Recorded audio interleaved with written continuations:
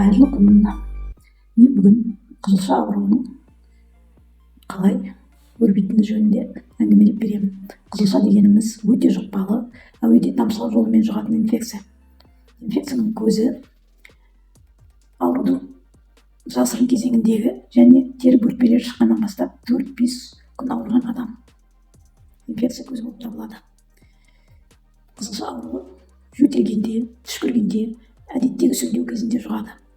Аурудың негізгі симптомдары: бастың қатты ауруы, қабақтың ісінуі, ұйқының бұзылуы, көздің шырышты қабаттарының асқынуы, тәбеттің нашарлауы және тұрақты құрғақ жөтел.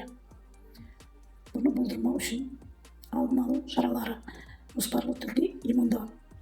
12-15 айлық балаға инфекция жұқпас үшін қызылша ауруына қарсы прививка жасалады және мектепке барар алдында 6 жаста 1 рет жүргізіледі.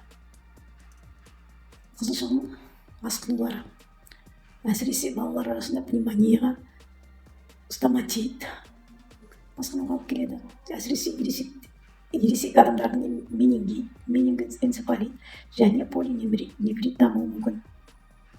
Қызылшамен ауырған адам өмір бойы иммунитет сақталады.